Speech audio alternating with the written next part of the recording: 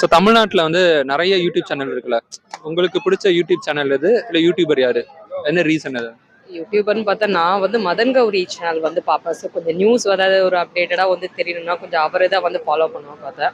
Cooking இந்த மாதிரின்னு பார்த்தா இந்தியன் ரெசிபிஸ் தமிழ்ட்டு ஒரு அபின்னு சொல்லுவாங்க, அவங்களோட சேனல் வந்து பார்ப்பேன். ஒரு Indian recipe. Indian recipe Tamil இருக்கும். ஆக்சுவலாக அவங்க இது ஃபாலோ பண்ணுவேன். வேறு எது ஜென்ரலாக இது ரெண்டும் மேஜராக வந்து காமனாக பார்க்குறது அது. ஓகே, மதன் கௌரி இது வந்து பார்த்தா ஆக்சுவலாக வந்து நமக்கு கொஞ்சம் ஏதாவது இன்ஃபர்மேஷன் தெரியும், ஒரு அப்டேட்டடாக தெரியும்னா கொஞ்சம் இதுவாக இருக்கும்னா அதை கொஞ்சம் பார்க்கலாம். மேலோட்டமா சொல்ற மாதிரி இல்ல மதன் கௌரி, கொஞ்சம் விக்கிபீடியா. அதுதான் மேலோட்டமா தான் தெரியுது. பட் அது கூட எங்களால அப்டேட் பண்ணி பார்க்க முடியல எல்லாத்துலயுமே வந்து. ஏன்னா எப்பவுமே நம்ம அப்டேட்டா தான் எல்லா வந்து நியூஸ் இதுவும் பார்க்க டைம் இல்லாதப்ப சரி அட்லீஸ்ட் என்ன நடக்குதுன்னு தெரிஞ்சுக்கலாம்.